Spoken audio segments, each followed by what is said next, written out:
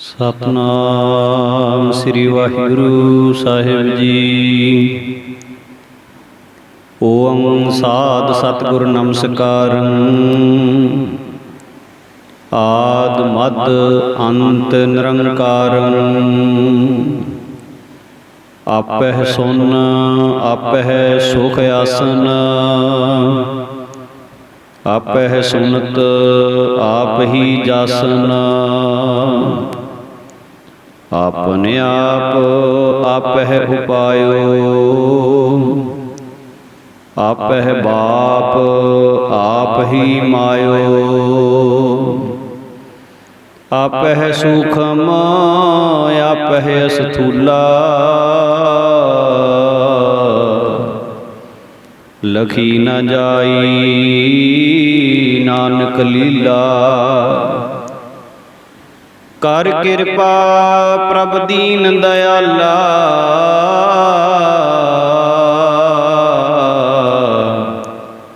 तेरे संतन की मन हुए रवाला। कर कृपा प्रभ दीन दयाला।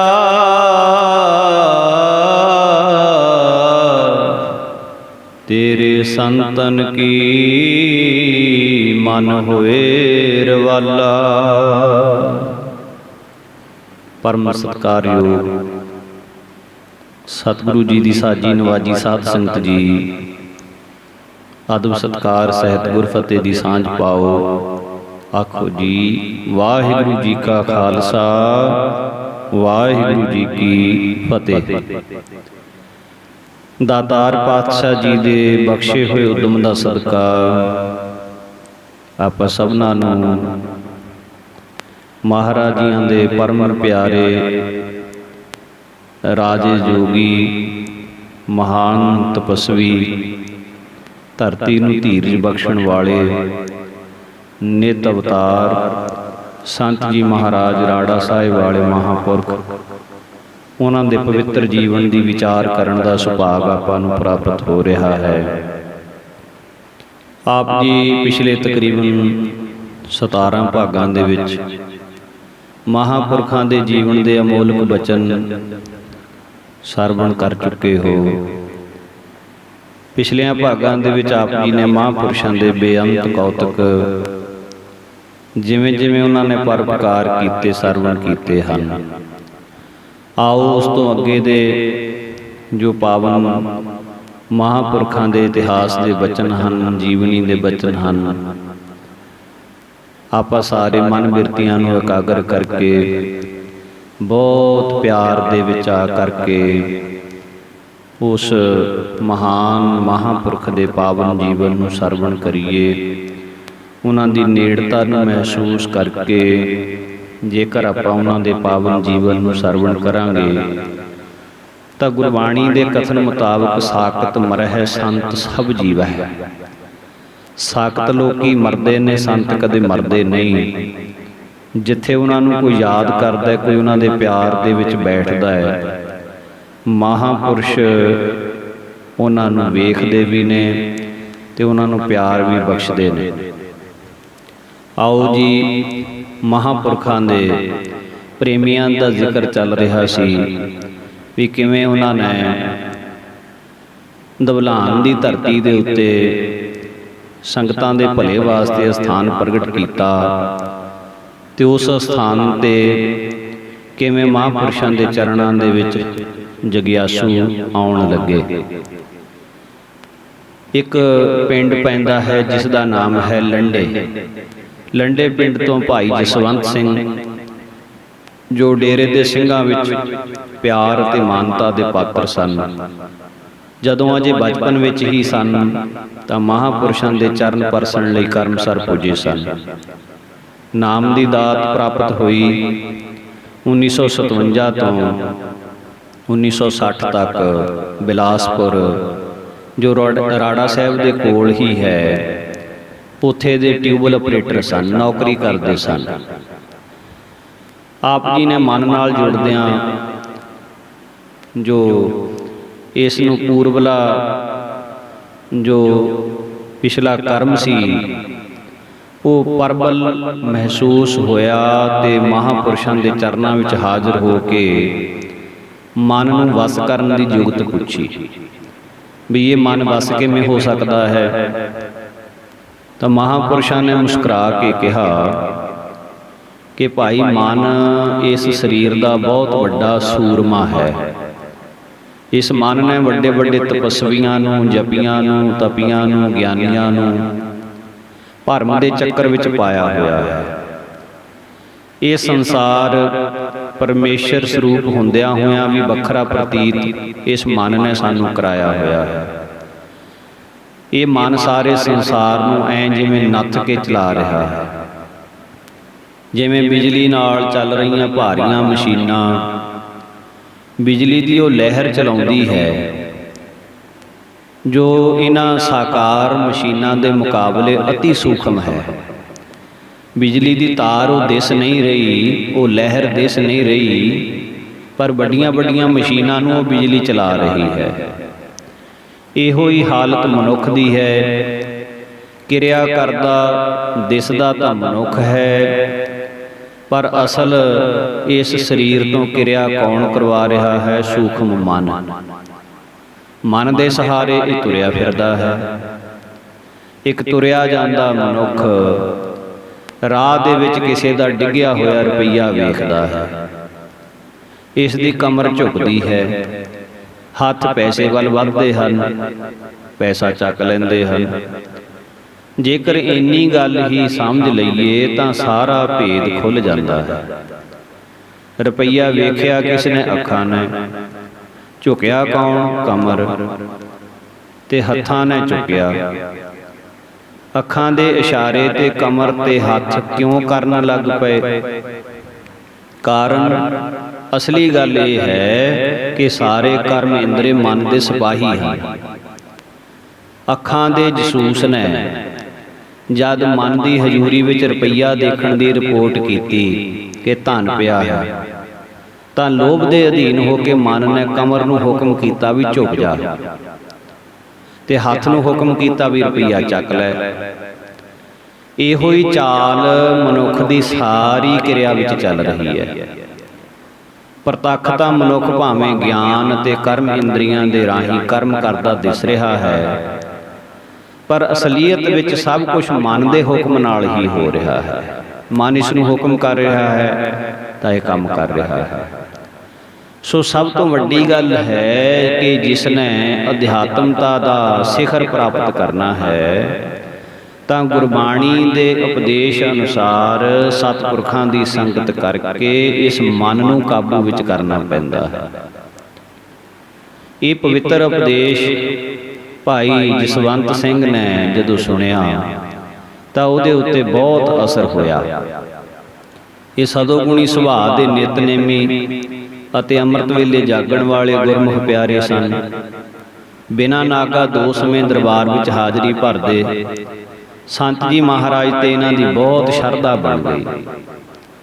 ਸੋ ਇਸੇ ਪ੍ਰਕਾਰ ਬਾਅਦ ਵਿੱਚ ਫਿਰ ਆਪਣੀ ਡਿਊਟੀ ਤੋਂ ਵਿਹਲੇ ਹੋ ਕੇ ਰਾੜਾ ਸਾਹਿਬ ਸਥਾਨ ਤੇ ਭੋਰਾ ਸਾਹਿਬ ਦੀ ਫਲਵਾੜੀ ਦੀ ਸੇਵਾ ਇਹਨਾਂ ਨੇ ਪੱਕੀ ਮਹਾਂਪੁਰਸ਼ਾਂ ਕੋਲੋਂ ਲੈ ਲਈ।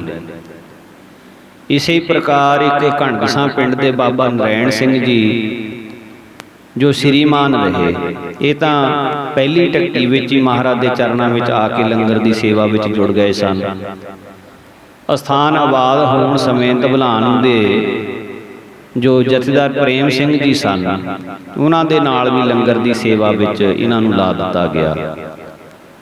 ਜਥੇਦਾਰ ਪ੍ਰੇਮ ਸਿੰਘ ਜੀ ਵੀ ਸੰਨ 1940 ਤੋਂ ਹੀ ਹਜ਼ੂਰ ਦੇ ਚਰਨਾਂ ਵਿੱਚ ਆਏ ਹੋਏ ਸਨ। ਪਹਿਲਾਂ ਲੰਗਰ, ਫਿਰ ਖੇਤੀ, ਫਿਰ ਸ਼ੋਰੇ ਤੇ ਕੱਲਰ ਵਾਲੀ ਧਬਲਾਨ ਦੀ ਸਖਤ ਧਰਤੀ ਨੂੰ ਇਹਨਾਂ ਗੁਰਮੁਖਾਂ ਨੇ ਆਬਾਦ ਕੀਤਾ ਸੀ। ਹਰੀ ਸਿੰਘ ਗ੍ਰੰਥੀ ਜੀ ਵੀ ਕਾਫੀ ਸਮਾਂ ਇੱਥੇ ਸੇਵਾ ਕਰਦੇ ਰਹੇ। ਸੰਤ ਜੀ ਮਹਾਰਾਜ ਦਾ ਭਰਾ ਕਾਕਾ ਸਿੰਘ ਰਣਜੀਤ ਸਿੰਘ ਬਾਵਾ ਬਚਪਨ ਤੋਂ ਹੀ ਗੁਰੂ ਘਰ ਦੀ ਸੇਵਾ ਵਿੱਚ ਤਤਪਰ ਰਹੇ। ਚੰਗੇ ਪਾਠੀ, ਚੰਗੇ ਸਾਜੀ ਅਤੇ ਬਿਜਲੀ ਦੇ ਵੀ ਮਕੈਨਿਕ ਸਨ। ਸੋ ਇਸ ਤਰ੍ਹਾਂ ਦੇ ਨਾਲ ਮਹਾਂਪੁਰਖਾਂ ਦੇ ਇਹ ਜਗਿਆਸੂ ਜਨ ਇੱਥੇ ਸੇਵਾ ਦੇ ਵਿੱਚ ਹਾਜ਼ਰ ਹੁੰਦੇ ਰਹੇ। ਸੋ ਇਸੇ ਪ੍ਰਕਾਰ ਇੱਕ ਸਟੇਸ਼ਨ ਮਾਸਟਰ ਜੋ ਧਵਲਾਨ ਡਿਊਟੀ ਸੀ ਇਹਨਾਂ ਦੀ ਲੱਗੀ ਹੋਈ, ਧਵਲਾਨ ਦੇ ਸਟੇਸ਼ਨ ਦੇ ਉੱਤੇ ਸਟੇਸ਼ਨ ਮਾਸਟਰ ਸਰਦਾਰ ਬਚਿੱਤਰ ਸਿੰਘ, 38 ਸਾਲ ਦੀ ਇਹਨਾਂ ਦੀ ਉਮਰ ਸੀ ਅਤੇ ਮਨ ਦੇ ਵਿੱਚ ਰੂਹਾਨੀਅਤ ਦਾ ਸ਼ੌਂਕ ਸੀ, ਅੰਦਰ ਤੜਫ ਸੀ। ਪਰ ਹੁਣ ਮਹਾਂਪੁਰਖਾਂ ਦਾ ਮਿਲਾਪ ਪੂਰਿਆਂ ਦਾ ਹੋਣਾ ਇਹ ਤਾਂ ਬਹੁਤ ਵੱਡੇ ਭਾਗ ਹੋਣ ਤਾਂ ਹੋ ਸਕਦਾ ਹੈ। ਪੂਰੇ ਭਾਗਾਂ ਤੋਂ ਬਿਨਾਂ ਰਸਕ ਵੈਰਾਗੀ ਪਰਮਹੰਸ ਮਹਾਂਪੁਰਸ਼ ਉਹਨਾਂ ਦਾ ਮਿਲਾਪ ਹੀ ਨਹੀਂ ਹੁੰਦਾ। ਢੂੰਡਦਿਆਂ ਢੂੰਡਦਿਆਂ ਸਮਾਂ ਨਿਕਲਦਾ ਗਿਆ, ਬਹੁਤ ਸਾਰੇ ਅਸਥਾਨਾਂ ਦੇ ਦਰਸ਼ਨ ਕੀਤੇ, ਹੋਰ ਮਤਾਂ ਦੇ ਲੋਕਾਂ ਦੇ ਵਿੱਚ ਵੀ ਵਿਚਰਿਆ, ਪਰ ਇਹਦੀ ਰੂਹਾਨੀ ਭੁੱਖ ਉਹ ਦੂਰ ਨਾ ਹੋਈ ਤੇ ਮਨ ਸ਼ਾਂਤ ਨਾ ਹੋਇਆ। ਪਟਿਆਲੇ ਦੀ ਧਰਤੀ ਤੇ ਫਿਰ ਇਹਨਾਂ ਨੂੰ ਸਟੇਸ਼ਨ ਮਾਸਟਰ ਦੀ ਡਿਊਟੀ ਮਿਲੀ ਹੋਈ ਸੀ। ਜਿਸ ਵੇਲੇ ਮਹਾਂਪੁਰਸ਼ਾਂ ਨੇ 1968 ਨਵੰਬਰ ਦੇ ਮਹੀਨੇ ਧਵਲਾਨ ਪਿੰਡ ਲਈ ਦੀਵਾਨ ਬਖਸ਼ੇ ਸਨ। ਪੰਡਾਲ ਸੀ ਜਿਹੜਾ ਸਟੇਸ਼ਨ ਦੇ ਲਾਗੇ ਲੱਗਿਆ ਹੋਇਆ ਸੀ। ਸ਼ੁਭ ਕਰਮਾਂ ਦਾ ਐਸਾ ਅੰਕੁਰ ਫੁੱਟਿਆ, ਸਰਦਾਰ ਬਚਿੱਤਰ ਸਿੰਘ ਦਾ ਹਿਰਦਾ ਪ੍ਰੇਰਿਆ ਗਿਆ। ਪੰਡਾਲ ਦੇ ਵਿੱਚ ਪੁੱਜ ਕੇ ਮਹਾਂਪੁਰਸ਼ਾਂ ਦੇ ਦਰਸ਼ਨ ਕਰਕੇ, ਅੰਮ੍ਰਿਤਮਈ ਰਸ ਭਿੰਨੇ ਬਚਨ ਸੁਣ ਕੇ ਆਪਣਾ ਤਨ ਮਨ ਅਰਪਣ ਕਰ ਦਿੱਤਾ। ਹੁਣ ਭਟਕਣਾ ਖਤਮ ਹੋ ਗਈ, ਜਿਸ ਵਸਤੂ ਦੀ ਖੋਜ ਸੀ ਉਹ ਪ੍ਰਾਪਤ ਹੋ ਗਈ। ਮੌਕਾ ਪਾ ਕੇ ਸ਼ਰਨ ਪ੍ਰਾਪਤ ਕਰਕੇ ਸ਼ਬਦ ਸੁਰਤ ਦੇ ਮਾਰਗ ਦੀ ਸੋਝੀ ਵੀ ਪ੍ਰਾਪਤ ਕੀਤੀ ਔਰ ਇਤਨੀ ਮਿਹਨਤ ਕੀਤੀ ਵੀ ਅੰਦਰ ਨਾਮ ਦੀ ਖੁਮਾਰੀ ਚੜ੍ਹ ਗਈ। ਦੂਰ ਦੂਰ ਤੱਕ ਦੀਵਾਨਾਂ ਦੀ ਹਾਜ਼ਰੀ ਭਰ ਕੇ ਰੂਹਾਨੀ ਮੰਜ਼ਲਾਂ ਦੀ ਚੜ੍ਹਾਈ ਕਰਦਾ ਗਿਆ। ਫਿਰ ਅਚਾਨਕ ਮਹਿਕਮੇ ਵੱਲੋਂ ਇਹਨਾਂ ਦੀ ਬਦਲੀ ਸ਼ਿਮਲੇ ਦੀ ਹੋ ਗਈ। ਹੁਣ ਐਡੀ ਦੂਰੋਂ ਮਹਾਂਪੁਰਖਾਂ ਦੇ ਦਰਸ਼ਨ ਕਰਨ ਆਉਣਾ ਬੜਾ ਔਖਾ ਸੀ। ਇਹਦੀ ਰੂਹ ਮਹਾਂਪੁਰਖਾਂ ਦੇ ਵਿਛੋੜੇ ਵਿੱਚ ਕੁਰਲਾਇਆ ਕਰੇ, ਨਿਰੰਕਾਰ ਦੇ ਦਰ ਬੇਨਤੀਆਂ ਕਰਿਆ ਕਰੇ, ਹੇ ਵਾਹਿਗੁਰੂ ਆਪਣੇ ਪਿਆਰਿਆਂ ਦਾ ਮੇਲਾ ਬਖਸ਼। ਇਸ ਤਰ੍ਹਾਂ ਥੋੜੇ ਸਮੇਂ ਵਿੱਚ ਹੀ ਇਸ ਦੀ ਇਹ ਬੇਨਤੀ ਪ੍ਰਵਾਨ ਹੋ ਗਈ ਤੇ ਆਪਣੇ ਆਪ ਹੀ ਬਿਨਾਂ ਕਿਸੇ ਯਤਨ ਤੋਂ ਮਹਿਕਮੇ ਵੱਲੋਂ ਇਹਨਾਂ ਦੀ ਫੇਰ ਬਦਲੀ ਧਵਲਾਨ ਦੀ ਕਰ ਦਿੱਤੀ ਗਈ। ਮਹਾਂਪੁਰਸ਼ਾਂ ਦੇ ਦਰਸ਼ਨਾਂ ਦਾ, ਮਹਾਂਪੁਰਸ਼ਾਂ ਦੇ ਸੰਗਤ ਕਰਨ ਦਾ ਸੁਭਾਗ ਫਿਰ ਉਸੇ ਤਰ੍ਹਾਂ ਪ੍ਰਾਪਤ ਹੁੰਦਾ ਰਿਹਾ। ਇਸੇ ਪ੍ਰਕਾਰ ਸੰਤ ਰਣਜੀਤ ਸਿੰਘ ਜੀ ਬਰਗਤ ਪੰਜ ਗਰਾਈਆਂ ਵਾਲੇ, ਇਹਨਾਂ ਨੇ ਹਜ਼ੂਰ ਦੇ ਚਰਨਾਂ 'ਚ ਬੇਨਤੀ ਕੀਤੀ ਕਿ ਮਹਾਰਾਜ ਪਰਮੇਸ਼ਰ ਕਿਵੇਂ ਮਿਲੇ। ਆਪ ਜੀ ਨੇ ਬੈਰਾਗਮਈ ਬਚਨਾਂ ਦੁਆਰਾ ਫਰਮਾਇਆ ਕਿ ਜੇ ਆਪ ਵਿੱਚ ਝਾਤੀ ਮਾਰ ਕੇ ਤੱਕੀਏ ਤਾਂ ਪਤਾ ਲੱਗਦਾ ਹੈ ਕਿ ਜੇ ਕਦੀ ਉਹ ਸਿਰ ਤੇ ਹੁੰਦਾ ਤਾਂ ਅਸੀਂ ਮਜਬੂਰ ਹੀ ਨਾ ਹੁੰਦੇ, ਜੇ ਆਪਣੇ ਸਿਰ ਤੇ ਪ੍ਰਮਾਤਮਾ ਨਾ ਹੁੰਦਾ। ਸੋ ਇਸ ਪ੍ਰਕਾਰ ਜੇ ਸਾਡੀ ਮਰਜ਼ੀ ਚੱਲਦੀ ਹੁੰਦੀ ਤੇ ਆਪਣੀ ਮਰਜ਼ੀ ਦਾ ਅਸੀਂ ਜਗਤ ਬਣਾ ਲੈਣਾ ਸੀ। ਸਾਰੀ ਉਮਰ ਅਸੀਂ ਤਦਬੀਰਾਂ ਕਰਦੇ ਹਾਂ, ਸੋਚਾਂ ਸੋਚਦੇ ਹਾਂ, ਆਹ ਕੰਮ ਅਸੀਂ ਇੱਦਾਂ ਕਰਨਾ ਹੈ, ਆਹ ਕੰਮ ਇੱਦਾਂ ਕਰਨਾ ਹੈ, ਪਰ ਸਾਡੀਆਂ ਬਣਾਈਆਂ ਹੋਈਆਂ ਸਕੀਮਾਂ, ਸਾਡੀਆਂ ਬਣਾਈਆਂ ਹੋਈਆਂ ਜੁਗਤਾਂ ਜਦੋਂ ਪ੍ਰਮਾਤਮਾ ਦਾ ਇੱਕ ਇਸ਼ਾਰਾ ਹੁੰਦਾ ਤਾਂ ਉਹ ਸਾਰੀਆਂ ਤਦਬੀਰਾਂ ਜਿਹੜੀਆਂ ਨੇ, ਸੋਚਾਂ ਜਿਹੜੀਆਂ ਨੇ, ਜੁਗਤੀਆਂ ਜਿਹੜੀਆਂ ਨੇ ਉਹ ਫੇਲ ਹੋ ਜਾਂਦੀਆਂ। ਫਿਰ ਹੁਣ ਜੋ ਮਾਲਕ ਦਾ ਇਸ਼ਾਰਾ ਹੈ ਉਹਨੂੰ ਕੀ ਨਾਮ ਦਿੱਤਾ ਜਾਂਦਾ ਹੈ? ਤਕਦੀਰ ਦਾ। ਜਦੋਂ ਤਕਦੀਰ ਦਾ ਖੇਡ ਵਰਤਦਾ ਹੈ ਫਿਰ ਪਲ ਦੇ ਵਿੱਚ ਹੀ ਉਹ ਵੱਡਿਆਂ ਵੱਡਿਆਂ ਨੂੰ ਮਿੱਟੀ ਦੇ ਵਿੱਚ ਮਿਲਾ ਦਿੰਦਾ ਹੈ। ਜੇ ਕਦੇ ਵਿਚਾਰ ਕਰੀਏ ਕਿ ਸਾਡਾ ਕੀਤਾ ਕਿਉਂ ਨਹੀਂ ਹੁੰਦਾ, ਜੋ ਅਸੀਂ ਚਾਹੁੰਦੇ ਹਾਂ ਉਹ ਕਿਉਂ ਨਹੀਂ ਹੁੰਦਾ, ਤਾਂ ਸਾਫ਼ ਜਵਾਬ ਮਿਲੇਗਾ ਕਿ ਕਰਨਹਾਰ ਅਸਲ ਵਿੱਚ ਕੋਈ ਹੋਰ ਹੈ। ਜੇ ਆਪਣੇ ਵੱਸ ਵਿੱਚ ਹੁੰਦਾ ਤਾਂ ਆਪਾਂ ਬਾਲਕ ਹੀ ਬਣੇ ਰਹਿੰਦੇ, ਨਾ ਕੋਈ ਜ਼ਿੰਮੇਵਾਰੀ, ਨਾ ਕੋਈ ਫਿਕਰ, ਨਾ ਕੋਈ ਚਿੰਤਾ, ਬਸ ਖਾਣਾ ਪੀਣਾ, ਹੱਸਣਾ ਟੱਪਣਾ, ਸੌਣਾ, ਬਸ ਇਹੀ ਗੱਲਾਂ। ਨਾ ਕਮਾਈ ਦਾ ਫਿਕਰ, ਨਾ ਆਪਣੇ ਖਾਣ ਦਾ ਫਿਕਰ, ਥਸਲਾ ਕੇ ਬੋਲਣਾ ਤਾਂ ਵੀ ਪਿਆਰੇ ਲੱਗਦੇ ਸੀ ਸਾਰਿਆਂ ਨੂੰ। ਕੋਈ ਮਾੜਾ ਕੰਮ ਵੀ ਹੋ ਜਾਏ ਫਿਰ ਵੀ ਪਿਆਰ ਹੀ ਮਿਲਦਾ ਸੀ। ਪਰ ਜੇ ਵਸ ਵਿੱਚ ਹੁੰਦਾ, ਆਪਣੇ ਕਰਦਿਆਂ ਕੁਛ ਹੁੰਦਾ ਤਾਂ ਬਾਲਕ ਬਣੇ ਰਹਿੰਦੇ। ਭਲਾ ਜੇ ਇਹ ਨਾ ਸਹੀ, ਜੇ ਵਸ ਲੱਗਦਾ ਤਾਂ ਫਿਰ ਜਵਾਨੀ ਨਾ ਜਾਣ ਦਿੰਦੇ। ਕਿਵੇਂ ਕਾਲਕ ਲਾ ਲਾ ਕੇ ਚਿੱਟਿਆਂ ਕੇਸਾਂ ਨੂੰ ਕਾਲੇ ਕਰਦੇ ਨੇ, ਨਸ਼ੇ ਪੀ ਪੀ ਕੇ ਆਨੰਦ ਲੱਭਦੇ ਹਨ। ਕਾਹਦੇ ਵਾਸਤੇ? ਕੇਵਲ ਜਵਾਨੀ ਦੇ ਦਿਨਾਂ ਨੂੰ ਮੋੜ ਕੇ ਲਿਆਉਣ ਲਈ, ਉਸ ਆਨੰਦ ਨੂੰ ਦੁਬਾਰਾ ਮਾਣਨ ਲਈ। ਗਈ ਜਵਾਨੀ ਨੂੰ ਮੋੜ ਕੇ ਫਿਰ ਝਲਕ ਦਿਖਾਉਣ ਦੀ ਕੀਤੀ ਹੋਈ ਮਿਹਨਤ ਕਦੇ ਕਿਸੇ ਦੀ ਨਹੀਂ ਮੰਨੀ ਗਈ। ਜਵਾਨੀ ਖਿਸਕ ਗਈ, ਬੁਢੇਪਾ ਆ ਗਿਆ।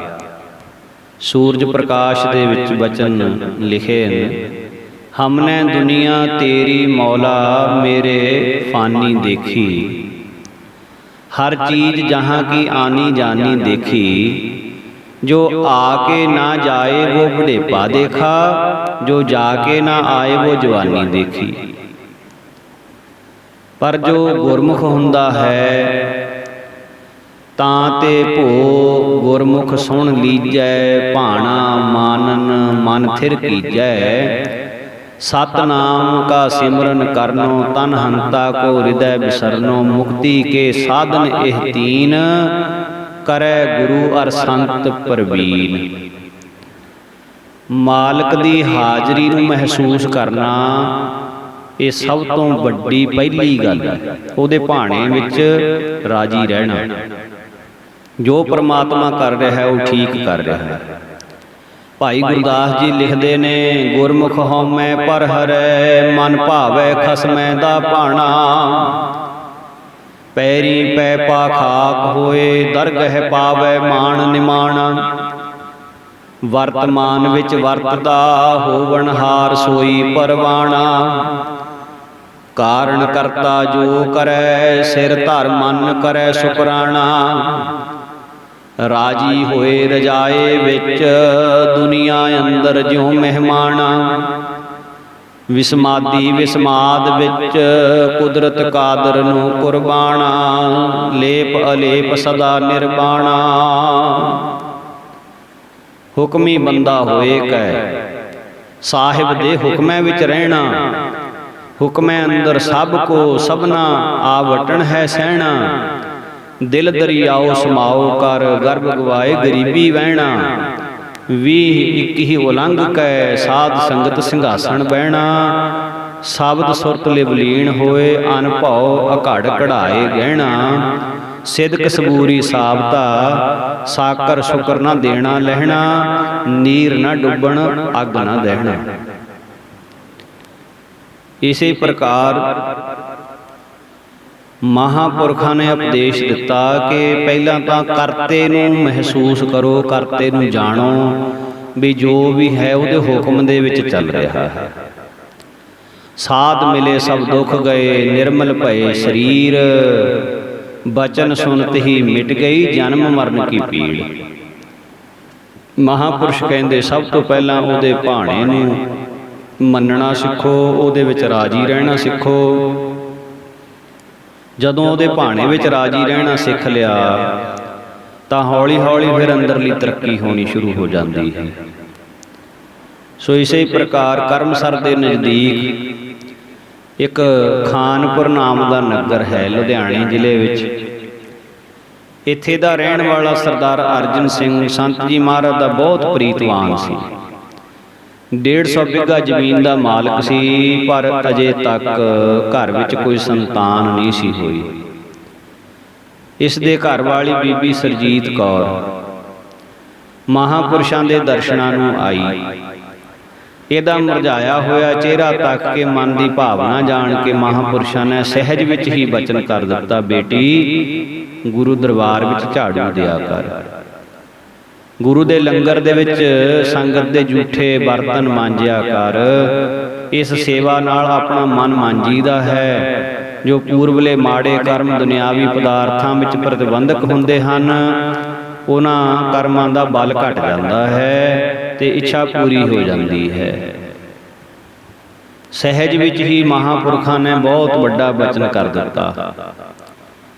इसने दाते दे बचनां ते निश्चा करके बिना नागा हरेक पूर्णमाशी हरेक संग्रांत ते ਸਜਣ ਵਾਲੇ ਮਹੀਨਾਵਾਰ ਦੀਵਾਨਾ ਸਮੇਂ ਸੰਗਤਾਂ ਦੇ ਦਰਸ਼ਨ ਕਰਨੇ, ਕੀਰਤਨ ਸੁਣਨਾ, ਹੱਥੀਂ ਸੇਵਾ ਕਰਨੀ। ਆਪਣੇ ਨਗਰ ਦੇ ਗੁਰਦੁਆਰੇ ਸਾਹਿਬ ਰੋਜ਼ ਝਾੜੂ ਦਿਆ ਕਰੇ, ਸੰਗਤ ਦੇ ਬਰਤਨ ਸਾਫ਼ ਕਰਿਆ ਕਰੇ। ਸਮਾਂ ਲੰਘਦਾ ਗਿਆ।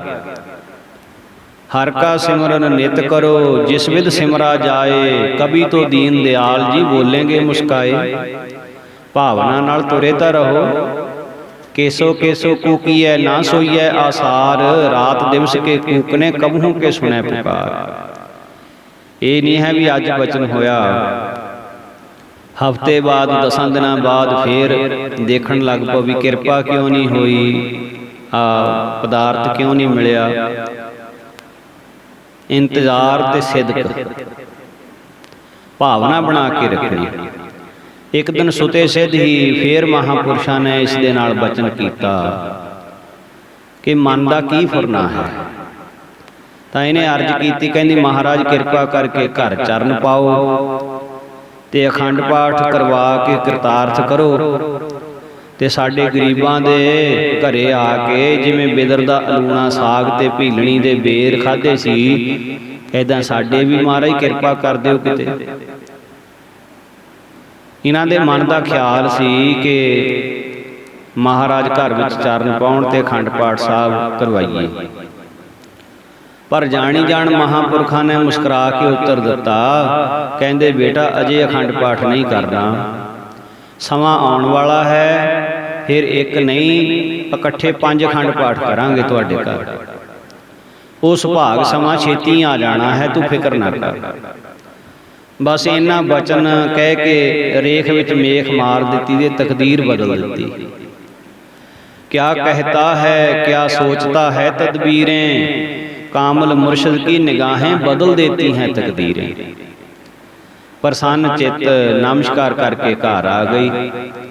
सेवा की लगन उसे तरह ला रखी, महापुरखों के बचन की कमाई करती रही। और इस प्रकार 1954 ईस्वी दे विच फिर इस घरे इन्हां दे सुपुत्र जन्मिया। उहदा नाम भी फिर महाराज जी ने आप रखिया, सरदार अमरजीत सिंह। और इन्हां दे घर फिर 5 अखंड पाठ साहब शुकराने वजों कीते गए। सो इस प्रकार महापुरुषां दे कोल जिहड़ा भी आउंदा ओहदी भावना गुरु नानक दे घरों पूरी हुंदी। आप जी पास जे कोई जाचक जाचना लैके आउंदा तां महापुरुष इदां कह दिंदे, कहंदे ये गुरु नानक दा घर है। जो उस सोहणियां दे सुल्तान दे दरों आके भी जे कोई खाली चलिया गया, होर फिर दसो कित्थों इहदियां थोड़ां पूरियां होणगियां, होर कित्थों झोली भर जाएगी। अस्थान दे अंदर कहंदे जो भी कुछ है ये तां गुरु नानक महाराज दी दात है। असीं तां खजानची बैठे हाँ, असीं तां संभालण वाले ही हाँ, बस है महाराज दा सारा कुछ। जिमें खजानची खजाने विचों रुपया दिंदियां जरा मात्र भी खिच नहीं करता, क्योंकि खजानची तो एक ड्यूटी दे रहा है। तिवें ही गुरु नानक दा धन उसकी शरण आया नूं ना दिता जावे तद ये होर किस नूं मिलेगा बई। फिर शरणी आया ते तां बख्शिशां होणगियां जरूर गुरु नानक दे घर विच। परमार्थ विच भी हरेक जगियासू दी भुल कढ के उहनूं सिद्धे राहे पा दिंदे। वो मेहरां दा जाचक जो कोई झोली अड्ड के खड़ जांदा। आप जी का अस्थान इलाके वासियों वास्ते दैवी नियामतां दा भंडारा बनिया होया सी। किसी की झोली खाली नहीं सी जाण दिंदे। शब्द कीर्तन गुरबाणी ते गुर इतिहास की कथा का तां अचल प्रवाह, गुरु के लंगरां दा अटुट प्रवाह, एडा वड्डा परोपकार हिंदू मुसलमान सिख वास्ते किसी वास्ते कोई ईरखा नहीं, कोई द्वेष नहीं। और इत्थे फिर डिस्पेंसरी भी बनाई गई, मुफ्त दवाइयां भी मिलनियां शुरू हो गईयां। ये तो फिर लोगों के अर्थ ते परमार्थ दोहां दा सिद्धांतक शरीरक ते आत्मक इलाज होण लग्या। हर एक प्राणी मात्र नूं आप जी का मुख उपदेश यही हुंदा सी कि भाई गुरु दे सिख सारे सके भाइयां वांगू हन। ਸਭਨਾਂ ਨਾਲ ਪਿਆਰ ਕਰੋ, ਅੰਮ੍ਰਿਤ ਛਕ ਕੇ ਸਿੰਘ ਸਜੋ, ਕਿਉਂਕਿ ਅੰਮ੍ਰਿਤ ਪਾਨ ਕੀਤਾ ਨਿਸਫਲ ਨਹੀਂ ਜਾਂਦਾ। ਜੇ ਕੋਈ ਗੁਰੂ ਚਰਨਾਂ ਨਾਲ ਧਿਆਨ ਜੋੜ ਆਪਾ ਭਾਵ ਤਿਆਗ ਕੇ ਗੁਰਮੰਤਰ ਦਾ ਜਾਪ ਕਰੇ ਤਾਂ ਇੱਕ ਜਨਮ ਵਿੱਚ ਵੀ ਮੁਕਤ ਹੋ ਸਕਦਾ ਹੈ। ਜੇਕਰ ਸਾਧਨ ਥੋੜਾ ਘੱਟ ਕਰ ਸਕੇ ਕੋਈ ਤਾਂ ਅਗਲੇ ਜਨਮ ਦੇ ਵਿੱਚ ਬਚਪਨ ਤੋਂ ਹੀ ਕਿਸੇ ਪੂਰਨ ਮਹਾਂਪੁਰਖ ਦੀ ਸੰਗਤ ਪ੍ਰਾਪਤ ਹੋ ਜਾਂਦੀ ਹੈ ਅਤੇ ਸਿਮਰਨ ਕਰਕੇ ਆਵਾਗਾਉਣ ਇਹਦਾ ਮਿਟ ਜਾਂਦਾ ਹੈ। ਸਿੱਖ ਨੂੰ ਚਾਹੀਦਾ ਹੈ ਕਿ ਸੈਂਕੜੇ ਕੰਮ ਵੀ ਛੱਡਣੇ ਪੈ ਜਾਣ ਤਦ ਵੀ ਅੰਮ੍ਰਿਤ ਵੇਲੇ ਦਾ ਇਸ਼ਨਾਨ ਨਾ ਛੱਡੇ। ਸੈਂਕੜੇ ਕੰਮਾਂ ਨੂੰ ਪਿੱਠ ਦੇ ਦੇਵੇ ਪਰ ਅੰਮ੍ਰਿਤ ਵੇਲੇ ਦੇ ਇਸ਼ਨਾਨ ਨੂੰ ਕਦੇ ਪਿੱਠ ਨਾ ਦੇਵੇ। ਹਜ਼ਾਰਾਂ ਕੰਮ ਛੱਡ ਕੇ ਵੀ ਨਿਤਨੇਮ ਦਾ, ਭਜਨ ਦਾ, ਸਿਮਰਨ ਦਾ ਸਮਾਂ ਨਾ ਉਹ ਕਦੇ ਤਿਆਗੇ ਨਾ। ਔਰ ਇਸੇ ਪ੍ਰਕਾਰ ਇਦੋਂ ਗਾਹਾਂ ਹੋਰ ਪੁੰਨ ਲੱਖਾਂ ਕੰਮਾਂ ਵਿੱਚੋਂ ਇੱਕ ਕੰਮ ਹੈ ਕਿਸੇ ਦੁਖੀ ਨੂੰ ਉਹਦਾ ਦੁੱਖ ਦੂਰ ਕਰਨਾ, ਕਿਸੇ ਦੁਖੀ ਦਾ ਦੁੱਖ ਦੂਰ ਕਰਨਾ। ਪਰਉਪਕਾਰ ਵੱਡਾ ਹੈ ਇਹ ਵੀ, ਤੇ ਬਈ ਸਭ ਦਾ ਆਦਰ ਕਰਨਾ, ਸਭ ਨਾਲ ਪ੍ਰੇਮ ਕਰਨਾ, ਦੁਖੀ ਨੂੰ ਦੇਖ ਕੇ ਮਨ ਵਿੱਚ ਦਇਆ ਉਪਜਣੀ ਤੇ ਦੁਖੀ ਦਾ ਦੁੱਖ ਦੂਰ ਕਰਨ ਦਾ ਯਤਨ ਕਰਨਾ, ਇਹ ਹਰੇਕ ਪ੍ਰਾਣੀ ਮਾਤਰ ਦਾ ਫਰਜ਼ ਹੈ। ਜਿਸ ਦੇ ਅੰਦਰ ਦਇਆ ਨਹੀਂ ਹੈ ਉਹਦਾ ਹਿਰਦਾ ਤਾਂ ਪੱਥਰ ਦਾ ਹੈ। ਪੱਥਰ ਹਿਰਦਾ ਹੈ ਕਹੋ ਨਾ ਹਿਰਦਾ ਉਸ ਨੂੰ, ਜਿਹੜੇ ਹਿਰਦੇ ਅੰਦਰ ਉਪਜੇ ਦਰਦ ਨਾਹੀ, ਉਸ ਨੂੰ ਕਹੋ ਨਾ ਆਦਮੀ ਰਾਖਸ਼ ਹੈ ਉਹ, ਦੁਖੀ ਦੇਖ ਭਰਦਾ ਹੋ ਕੇ ਸਰਦ ਨਾਹੀ। ਰੋਗੀ ਦੁਖੀ ਅਨਾਥ ਤੇ ਦੇਖ ਵਿਧਵਾ, ਜਿਸ ਦੇ ਹਿਰਦੇ ਵਿੱਚ ਵੱਜਦੀ ਕਰਦ ਨਾਹੀ। ਕੀ ਉਹ ਲਾਹਣਤੀ ਹੈ ਲਾਹਣਤ ਪਾਓ ਉਸ ਨੂੰ, ਉਹ ਨਾ ਮਰਦ ਹੈ ਮੂਲ ਉਹ ਮਰਦ ਨਾਹੀ। ਸੱਚਾ ਆਦਮੀ ਦੁਖੀ ਨੂੰ ਵੇਖਦਾ ਏ, ਉਸ ਦੀ ਅੱਖੀਓਂ ਚੱਲਦਾ ਨੀਰ ਇੱਕਦਮ। ਬੰਦੇ ਸਭ ਨੂੰ ਸਮਝ ਕੇ ਵੀਰ ਦੁਖੀਏ, ਹਿਰਦਾ ਉਸ ਦਾ ਜਾਂਦਾ ਏ ਚੀਰ ਇੱਕਦਮ। ਸੋ ਇਸ ਪ੍ਰਕਾਰ ਦਇਆ ਦੇ ਪ੍ਰਤੀ ਸੁਚੇਤ ਹਮੇਸ਼ਾ ਰਹਿਣਾ ਸਿੱਖ ਦਾ ਫਰਜ਼ ਹੈ। ਦੂਜੇ ਦੇ ਉੱਤੇ ਦਇਆ ਕਰਨੀ, ਉਹਦਾ ਦੁੱਖ ਦੂਰ ਕਰਨ ਦਾ ਯਤਨ ਕਰਨਾ। ਇੱਕ ਦਿਨ ਮਹਾਂਪੁਰਸ਼ਾਂ ਨੇ ਆਪਣੇ ਨਿਕਟਵਰਤੀ ਪ੍ਰੇਮੀਆਂ ਨੂੰ ਸਾਰਿਆਂ ਨੂੰ ਕੋਲ ਸੱਦ ਕੇ ਉਪਦੇਸ਼ ਬਖਸ਼ਿਆ ਕਿ ਵੀ ਸਾਰੇ ਗੁਰਮੁਖ ਅੰਮ੍ਰਿਤ ਛਕ ਕੇ ਗੁਰੂ ਵਾਲੇ ਜ਼ਰੂਰ ਬਣਨਾ ਚਾਹੀਦਾ ਹੈ। ਅੰਮ੍ਰਿਤ ਛਕਣਾ ਜ਼ਰੂਰੀ ਹੈ। ਸੋ ਸਿੱਖ ਨਾਲ ਗੁਰੂ ਦਾ ਅਮੁੱਕ ਪਿਆਰ ਅਤੇ ਅਟੁੱਟ ਰਿਸ਼ਤਾ ਹੈ। ਜੋ ਗੁਰੂ ਵਾਲਾ ਬਣ ਜਾਵੇ ਤਾਂ ਫਿਰ ਗੁਰੂ ਆਪਣੇ ਸਿੱਖ ਦੀ ਹਰ ਥਾਂ ਤੇ ਰੱਖਿਆ ਕਰਦਾ ਹੈ। ਜਿਵੇਂ ਮਾਤਾ ਬੱਚੇ ਨੂੰ ਕੁੱਛੜ ਚੁੱਕ ਕੇ ਖੂਹ ਤੇ ਪਾਣੀ ਭਰਨ ਜਾਂਦੀ ਹੈ, ਘੜਾ ਸਿਰ ਤੇ ਰੱਖ ਕੇ ਬੱਚੇ ਨੂੰ ਨਾਲ ਤੁਰਨ ਵਾਸਤੇ ਉਂਗਲ ਫੜਾਉਂਦੀ ਹੈ। ਸੋ ਇਸ ਪ੍ਰਕਾਰ ਬੱਚਾ ਜਿੱਦ ਕਰੇ ਤੇ ਉਂਗਲ ਨਾ ਫੜੇ, ਕਹੇ ਮੈਂ ਤਾਂ ਗੋਦੀ ਚੜ੍ਹਨਾ ਹੈ, ਤਾਂ ਬੱਚੇ ਨੂੰ ਉੱਥੇ ਛੱਡ ਕੇ ਆਖਦੀ ਹੈ ਚੰਗਾ ਮੈਂ ਤੈਨੂੰ ਦੂਜੀ ਵਾਰ ਲੈ ਜਾਊਂ। ਇਸੇ ਤਰ੍ਹਾਂ ਗੁਰੂ ਪਿਤਾ ਅਤੇ ਸਿੱਖ ਬੱਚਾ ਹੈ। ਸ਼ਬਦ ਰੂਪੀ ਉਂਗਲੀ ਨਾਲ ਉਸ ਨੂੰ ਆਪਣੇ ਦੇਸ਼ ਲਿਜਾਉਣਾ ਚਾਹੁੰਦੇ ਹਨ। ਜੇਕਰ ਇੱਕ ਜਨਮ ਵਿੱਚ ਹੀ ਸ਼ਬਦ ਦੀ ਕਮਾਈ ਨਾ ਹੋ ਸਕੇ, ਕਮਾਈ ਘੱਟ ਕਰੇ, ਤਾਂ ਦੂਸਰੇ ਜਨਮ ਦੇ ਵਿੱਚ ਆਪਣੇ ਨਾਲ ਮਿਲਾ ਕੇ ਲੈ ਜਾਂਦੇ ਹਨ। ਫਿਰ ਇਸ ਦੀ ਦ੍ਰਿਸ਼ਟੀ ਬ੍ਰਹਮ ਰੂਪ ਹੋਣ ਕਰਕੇ ਸਾਰਾ ਪਸਾਰਾ ਇੱਕੋ ਹੀ ਨਿਰਗੁਣ ਬ੍ਰਹਮ ਦਾ ਹੀ ਪ੍ਰਤੀਤ ਹੁੰਦਾ ਹੈ। ਜਿਵੇਂ ਵੜੇਵਾ ਬੀਜ ਬਣ ਕੇ ਬੂਟਾ ਬਣਦਾ ਹੈ ਤੇ ਟਿੰਡਿਆਂ ਦੇ ਰੂਪ ਦੇ ਵਿੱਚ ਉਸ ਨਾਲ ਰੂਹ ਆ ਜਾਂਦਾ ਹੈ। ਵੇਲਣ ਸਮੇਂ ਰੂਹ ਨੂੰ ਅੱਡ ਕਰਕੇ ਵੜੇਵਾ ਫਿਰ ਵੱਖਰਾ ਹੋ ਜਾਂਦਾ ਹੈ। ਇਸ ਤਰ੍ਹਾਂ ਤਰ੍ਹਾਂ ਦੇ ਵਸਤਰਾਂ ਦਾ, ਸਰੀਰਾਂ ਦਾ, ਤਰ੍ਹਾਂ ਦੇ ਜਿਹੜੇ ਵਸਤਰ ਹਨ ਉਹ ਹੈਣ ਤਾਂ ਇੱਕ ਰੂਹ ਦੇ ਬਣੇ ਹੋਏ। ਸਾਰਿਆਂ ਦਾ ਬੀਜ ਰੂਪ ਪਰਮਾਤਮਾ ਵਡੇਵੇਂ ਵਾਂਗ ਅਸੰਗ ਹੈ, ਨਿਰਲੇਪ ਹੈ, ਪਰ ਹੈ ਸਭਨਾਂ ਦੇ ਵਿੱਚ। ਉਹਦੇ ਤੋਂ ਹੀ ਸਾਰੇ ਬਣੇ ਹਨ। ਮਾਇਆ ਦੁਆਰਾ ਸ੍ਰਿਸ਼ਟੀ ਦੀ ਰਚਨਾ ਕਰਕੇ ਪਰਮੇਸ਼ਰ ਨੇ ਜੀਵ ਨੂੰ ਧੰਦਿਆਂ ਵਿੱਚ ਲਾ ਛੱਡਿਆ ਹੈ। ਜਿਵੇਂ ਸਮੁੰਦਰ ਦੇ ਵਿੱਚ ਅਨੇਕਾਂ ਛੋਟੇ ਵੱਡੇ ਜੀਵ ਹਨ, ਉਹ ਸਮੁੰਦਰ ਵਿੱਚ ਹੀ ਪੈਦਾ ਹੋ ਕੇ ਪਲਦੇ ਹਨ ਅਤੇ ਅਖੀਰ ਸਮੁੰਦਰ ਵਿੱਚ ਹੀ ਮਰ ਜਾਂਦੇ ਹਨ। ਇੱਕ ਦੂਜੇ ਨਾਲ ਲੜਦੇ ਵੀ ਹੋਣਗੇ, ਝਗੜਦੇ ਵੀ ਹੋਣਗੇ, ਇੱਕ ਦੂਜੇ ਨੂੰ ਮਾਰ ਕੇ ਵੀ ਖਾ ਜਾਂਦੇ ਹੋਣਗੇ। ਇਸੇ ਤਰ੍ਹਾਂ ਬ੍ਰਹਮ ਰੂਪੀ ਸਮੁੰਦਰ ਵਿੱਚ ਸੰਸਾਰ ਦੀ ਰਚਨਾ ਹੈ, ਜੋ ਕਲੰਦਰ ਵਾਂਗ ਸਭ ਨੂੰ ਨਚਾਉਂਦਾ ਤੇ ਟਪਾਉਂਦਾ ਹੈ। ਤੇ ਪਰਮੇਸ਼ਰ ਨੂੰ ਉਹ ਭਗਤ ਪਿਆਰੇ ਹਨ ਜੋ ਉਸ ਨੂੰ ਸਾਰਿਆਂ ਦੇ ਵਿੱਚ ਵਿਆਪਕ ਸਮਝਦੇ, ਨਿਸ਼ਚਾ ਕਰਦੇ ਹਨ। ਪਤੰਗਿਆਂ ਵਾਂਗ ਉਸ ਜੋਤੀ ਸਰੂਪ ਦੇ ਪ੍ਰਕਾਸ਼ ਦੇ ਸੰਗ ਵਸਦੇ ਹਨ। ਆਪ ਦੱਸਿਆ ਕਰਦੇ ਕਿ ਸ਼ਬਦ ਹੀ ਗੁਰੂ ਹੈ, ਦੇਹ ਗੁਰੂ ਨਹੀਂ ਹੈ। ਜੋ ਸਰੀਰ ਕਰਕੇ ਮਹਾਂਪੁਰਖ ਉਪਦੇਸ਼ ਦਿੰਦੇ ਵੀ ਨੇ, ਸਿੱਖਿਆ ਵੀ ਦਿੰਦੇ ਨੇ, ਤੇ ਮਹਾਂਪੁਰਖ ਸ਼ਬਦ ਦੇ ਰਾਹੀਂ ਸਿੱਖਿਆ ਦਿੰਦੇ ਨੇ, ਬੋਲ ਕੇ ਹੀ ਸਿੱਖਿਆ ਦਿੰਦੇ ਨੇ। ਫਿਰ ਅਸਲ ਸਿੱਖਿਆ ਗੁਰੂ ਦਾ ਸ਼ਬਦ ਹੈ, ਗੁਰੂ ਦਾ ਉਪਦੇਸ਼ ਹੈ। ਅਸਲ ਗੁਰੂ ਸ਼ਬਦ ਹੈ, ਸਰੀਰ ਨਾਸ਼ਵਾਨ ਹੈ। ਜਦੋਂ ਸਤਿਗੁਰੂ ਵਿੱਚ ਦੇਹ ਵਿੱਚ ਪ੍ਰਗਟ ਸਨ ਤਾਂ ਵਰਤੋਂ ਵੀ ਸ਼ਬਦ ਦੀ ਹੀ ਕਰਦੇ ਸਨ। ਇਸ ਕਰਕੇ ਗੁਰੂ ਸ਼ਬਦ ਹੈ। ਸ਼ਬਦ ਦੁਆਰਾ ਹੀ ਦੂਜੇ ਨੂੰ ਸਮਝਾਇਆ ਜਾ ਸਕਦਾ ਹੈ। ਸ਼ਬਦ ਗੁਰੂ ਸੁਰਤ ਧੁਨ ਚੇਲਾ, ਦੇਹ ਅਭਿਮਾਨੀ ਹਉਮੈ ਦਾ ਬੱਧਿਆ, ਵਾਸ਼ਨਾ ਦੇ ਅਧੀਨ ਹੋਇਆ ਦੁਖੀ ਤੇ ਗੁਲਾਮ ਰਹਿੰਦਾ ਬੰਦਾ। ਜਦੋਂ ਸੰਤੋਖ ਨੂੰ ਧਾਰਨ ਕਰਕੇ ਵਾਸ਼ਨਾ ਉੱਤੇ ਕਾਬੂ ਪਾ ਲੈਂਦਾ ਹੈ, ਫਿਰ ਉੱਚ ਮੰਡਲਾਂ ਦੇ ਵਿੱਚ ਸੁਰਤੀ ਚਲੀ ਜਾਂਦੀ ਹੈ। ਫਿਰ ਇਹੋ ਹੀ ਆਪਣੇ ਆਪ ਨੂੰ ਆਜ਼ਾਦ ਮੰਡਲਾਂ ਦਾ ਸੁਨਹਿਰੀ ਪੰਛੀ ਬ੍ਰਹਮ ਰੂਪ ਨਿਸ਼ਚੈ ਕਰ ਲੈਂਦਾ ਹੈ। ਆਤਮਾ ਦੀ ਖੁਰਾਕ ਸ਼ਬਦ ਹੈ। ਸ਼ਬਦਾਂ ਦੇ ਇਕੱਠ ਦਾ ਨਾਮ ਬਾਣੀ ਹੈ। ਬਾਣੀ ਦੀ ਤਤ ਵਸਤੂ ਪ੍ਰੇਮਾ ਭਗਤੀ ਦਾ ਅਮਰ ਨਿੱਘ ਪਾਰ ਬ੍ਰਹਮ ਦੇ ਨੇੜੇ ਲੈ ਜਾਂਦਾ ਹੈ। ਸ਼ਬਦ ਰੂਪ ਹੀ ਭਗਵਾਨ ਹੈ, ਸ਼ਬਦ ਦਾ ਹੀ ਪਸਾਰਾ ਹੈ। ਗੁਰਮੁਖ ਜਨ ਸ਼ਬਦ ਗਾਉਂਦੇ ਹਨ ਤੇ ਮੁਕਤੀ ਨੂੰ ਪ੍ਰਾਪਤ ਕਰ ਲੈਂਦੇ ਹਨ।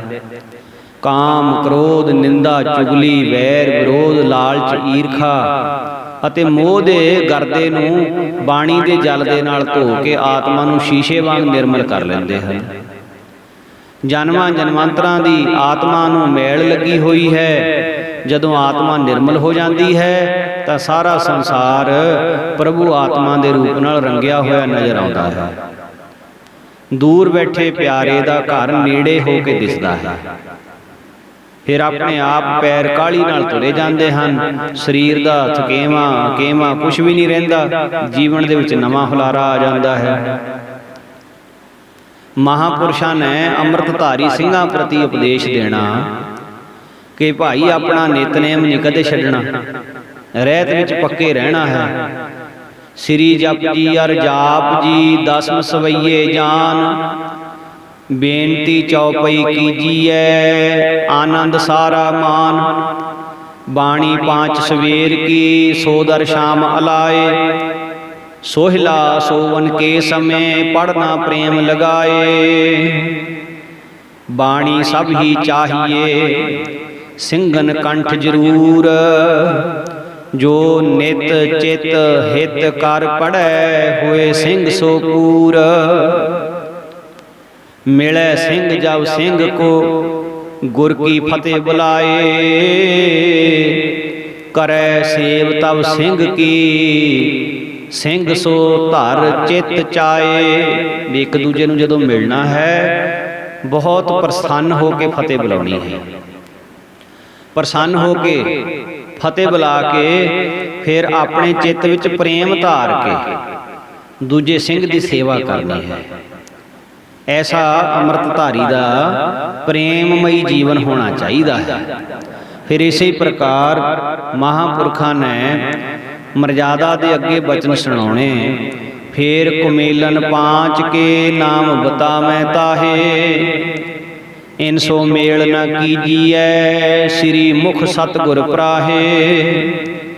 ਮੀਣੇ ਔਰ ਮਸੰਦੀਏ ਧੀਰ ਮੱਲੀਏ ਜਾਣ, ਰਾਮ ਰਾਈਨ ਕੋ ਜਾਣ ਲੈ ਫਿਰ ਸਿਰ ਗੁੰਮ ਪਛਾਣ। ਇਹ ਮਰਜ਼ਾਦਾ ਵਿੱਚ ਲਿਖਿਆ ਹੋਇਆ ਮੀਣਿਆਂ ਨਾਲ, ਮਸੰਦ ਧੀਰ ਮੱਲੀਆਂ ਨਾਲ, ਰਾਮ ਰਾਈਆਂ ਨਾਲ, ਸਿਰ ਗੁੰਮ ਨਾਲ, ਇਹਨਾਂ ਨਾਲ ਮੇਲ ਨਹੀਂ ਕਰਨਾ। ਪਰ ਨਾਰੀ ਮੇਲਾ ਬੁਰਾ, बुरी केस की काट, कुठे का खाना बुरा, बुरा तमाकू ठाट। सिंह गुरु का होए कै, करे चारों के साहे, ਪਤਿਤ ਸਿੱਖੀ ਤੇ ਹੋਏ ਕੈ ਪਰੈ ਨਰਕ ਕੀ ਪਾਹੇ। ਕਹਿੰਦੇ ਉਹ ਸਿੱਖ ਪਤਿਤ ਹੋ ਜਾਂਦਾ ਹੈ ਜਿਹੜਾ ਇਹ ਚਾਰ ਕੁਰੇਤਾਂ ਕਰਦਾ, ਬੱਜਰ ਕੁਰੇਤਾਂ।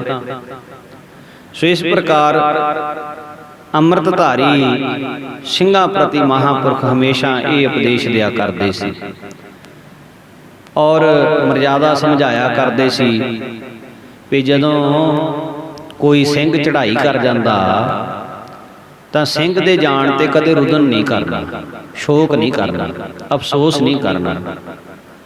ਜੋ ਵੀ ਫਿਰ ਮ੍ਰਿਤਕ ਪ੍ਰਾਣੀ ਦੀ ਕਿਰਿਆ ਹੈ ਉਹ ਗੁਰਮਤਿ ਅਨੁਸਾਰ ਕਰਨੀ ਹੈ। ਯਥਾ ਸ਼ਕਤ ਘਰ ਦੇ ਵਿੱਚ ਸਹਿਜ ਪਾਠ ਜਾਂ ਅਖੰਡ ਪਾਠ ਸਭ ਕਰਵਾਉਣਾ ਚਾਹੀਦਾ ਹੈ। ਪਾਠੀ ਸਿੰਘ ਦੀ ਯਥਾ ਸ਼ਕਤ ਸੇਵਾ ਕਰਨੀ ਚਾਹੀਦੀ ਹੈ। ਇਤਿਹਾਸ ਵਿੱਚ ਬਚਨ ਆਉਂਦਾ ਹੈ ਵੀ ਜਦੋਂ ਮਾਤਾ ਗੰਗਾ ਜੀ ਜੋਤੀ ਜੋਤ ਸਮਾਏ ਸੀ ਤਾਂ ਛੇਵੇਂ ਪਾਤਸ਼ਾਹ ਮਹਾਰਾਜ ਨੇ ਭਾਈ ਗੁਰਦਾਸ ਜੀ ਨੂੰ ਸਹਿਜ ਪਾਠ ਕਰਨ ਦੀ ਆਗਿਆ ਕੀਤੀ ਸੀ। ਬੋਲੇ ਸਤਿਗੁਰ ਸੁਣ ਗੁਰਦਾਸ, ਪਠੋ ਗ੍ਰੰਥ ਸਾਹਿਬ ਸੁਖਰਾਸ, ਬਿਦਤੇ ਸਿੱਖਨ ਮੈਂ ਅਸਰੀਤ, ਮ੍ਰਿਤਕ ਭਏ ਜੋ ਪੜ੍ਹੈ ਸਪਰੀਤ। ਸਭ ਵਿਦ ਕੇ ਸੁਖ ਪਾਵਹਿ ਪ੍ਰਾਨੀ, ਜਿਸ ਹਿਤ ਪੜਨ ਕਰੈ ਗੁਰਬਾਨੀ। ਇਸ ਫਲ ਸਮ ਅਪਰ ਨਾ ਕੋਈ, ਵੱਡੇ ਭਾਗ ਤੇ ਪ੍ਰਾਪਤ ਹੋਈ। ਸੋ ਇਸ ਪ੍ਰਕਾਰ ਮਹਾਰਾਜ ਨੇ ਹੋਰ ਉਪਦੇਸ਼ ਬਖਸ਼ਣਾ ਕਿ ਦਸਾਂ ਗੁਰੂ ਸਾਹਿਬਾਂ ਤੇ ਸ੍ਰੀ ਗੁਰੂ ਗ੍ਰੰਥ ਸਾਹਿਬ ਨੂੰ ਇੱਕ ਜੋਤ ਜਾਣ ਕੇ ਪੂਜੋ। ਹੋਰ ਬਾਕੀ ਕੋਈ ਦੇਵੀ ਹੈ, ਦੇਵਤਾ ਹੈ, ਗੋਰ ਹੈ, ਮੜੀ, ਮਸਾਣ, ਗੁੱਗਾ, ਭੈਰੋ, ਮੱਠ, ਇਹ ਠੀਕ ਹੈ ਜਿਨ੍ਹਾਂ ਦੇ ਧਰਮਾਂ ਵਿੱਚ ਹੈਗੇ ਨੇ ਉਹ ਮੰਨਦੇ ਫਿਰਨ, ਪਰ ਗੁਰੂ ਕਾ ਸਿੱਖ ਨਾ ਕਦੇ ਵੀ ਮੰਨੇ। ਬੱਜਰ ਕਰੇਤਾਂ ਤੋਂ ਬਚ ਕੇ ਰਹੇ, ਪੰਜਾਂ ਕਕਾਰਾਂ ਨੂੰ ਅੰਗ ਸੰਗ ਰੱਖੇ, ਅੰਮ੍ਰਿਤ ਵੇਲੇ ਜਾਗ ਕੇ ਇਸ਼ਨਾਨ ਕਰੇ, ਗੁਰ ਸ਼ਬਦ ਦਾ ਅਭਿਆਸ ਜ਼ਰੂਰ ਕਰੇ ਔਰ ਰੋਜ਼ ਪੂਰਾ ਆਨੰਦ ਸਾਹਿਬ, ਪੰਜ ਬਾਣੀਆਂ ਨਿਤਨੇਮ, ਦਸਾਂ ਨੌਹਾਂ ਦੀ ਹੱਕ ਦੀ ਕਿਰਤ ਕਰਕੇ ਗੁਰੂ ਨਿਮਿਤ ਦਸਵੰਧ ਵੀ ਜ਼ਰੂਰ ਕੱਢੇ। ਕੁਸੰਗਤ ਤੋਂ ਬਚ ਕੇ ਰਹੇ, ਕੁਰੈਤੀਏ ਦੇ ਨਾਲ ਮਿਲਵਰਤਨ ਨਾ ਕਰੇ।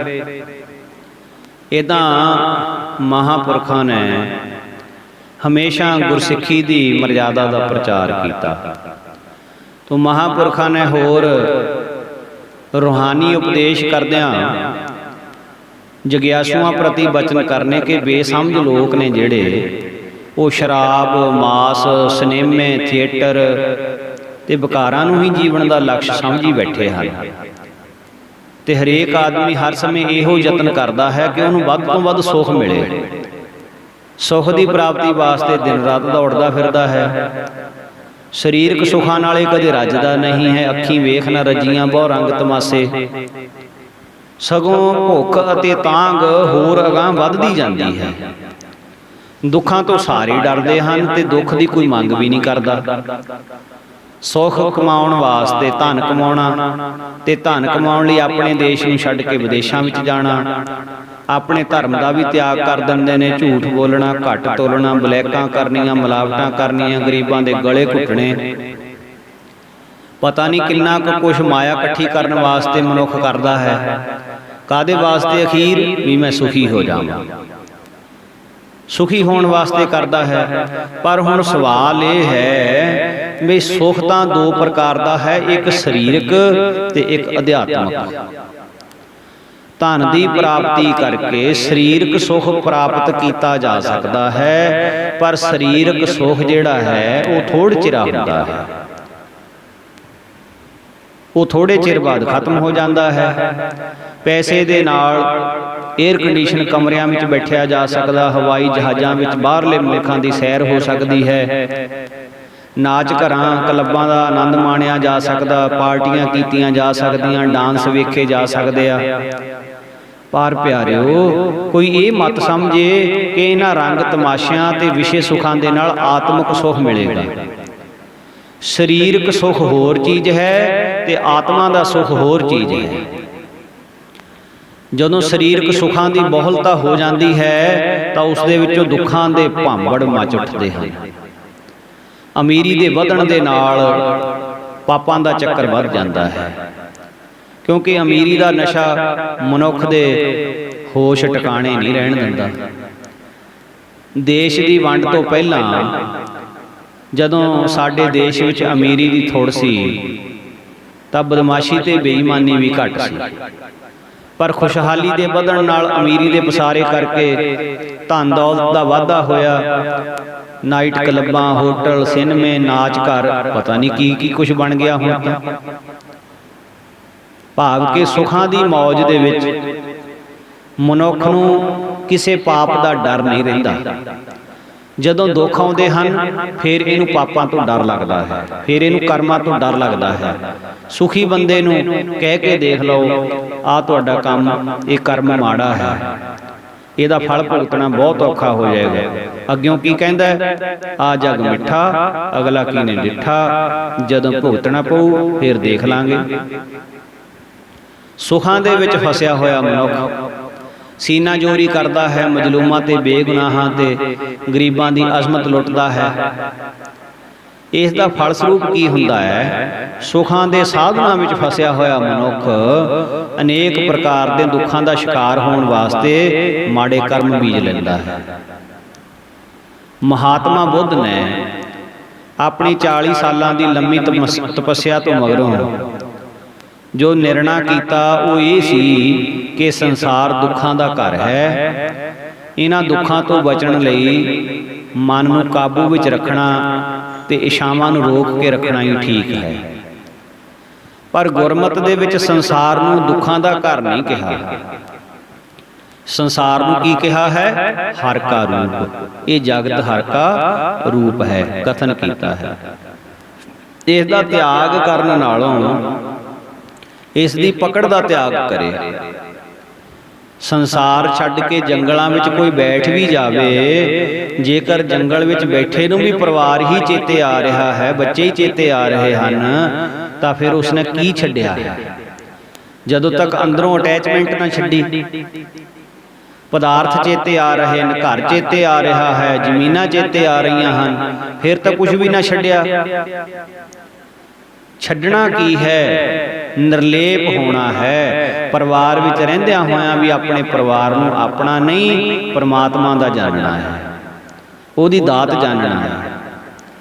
पदार्थां विच रहिंदियां होइयां पदार्थ नहीं छड्डणे, पदार्थां दा दाता परमात्मा नूं अपने नेड़े जानना है। जिह प्रसाद छत्ती अमृत खाहे, तिस ठाकुर को रख मन माहे।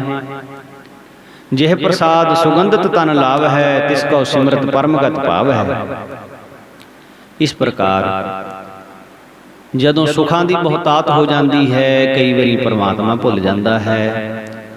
सेवा सिमरन दे विच जुड़िया होया हमेशा सदकर्म करता है। सो ये संसार सुहावना है, इस विच सोहणे सोहणे हरियावले जंगल हैं, बर्फां नाल ढके हुए सुंदर पहाड़ हैं, फुल्लां ते फलां नाल लदे बाग हैं, बनस्पति की रौनक है, समुंदर दीयां लहरां हैं, ठंडे ठार पानी ते बलौरी रंग दे चिट्टे सफेद चश्मिਆਂ नूं देख के आत्मा नूं नशा चढ़ जाता है। इसलिए संसार दुखां दा घर नहीं है, ये केवल साडी बेसमझी करके पदार्थां दी गलत वरतों करन करके असीं दुखी हो जाते हैं। परमेश्वर तो बेमुख हो के पापां विच लग जाते हैं, अपने आप नूं जान बुझ के दुखां दे खूह विच सुट लेंदे हैं। प्रभु तो परे हटण नाल दुख ही दुख मिलते हैं। धन दौलत की बहुलता ये दुखां दा कारण हो जाती। कई बार जिस वेले नादर शाह ने दिल्ली विच कतलेआम शुरू किया तां सारे शहर विच तरथली मची हुई सी। सबनां नूं धड़ा धड़ कतल किया जा रहा सी। सारे बाजारां दे विच लाशां दे ढेरां दे ढेर लग गए। ਜਿਹੜੇ अमीर ते दौलतमंद लोग सन, जिन्हां कोल सोना चांदी सी, कीमती हीरे सन, जवाहरात सन, इकट्ठे करी बैठे, उन्हां नूं भाजड़ां पै गईयां ते जान बचाउणी औखी हो गई। मौत उन्हां दा पिछा कर रही सी। मौत दे डर नाल सबनां दे साह सुकदे जा रहे सन।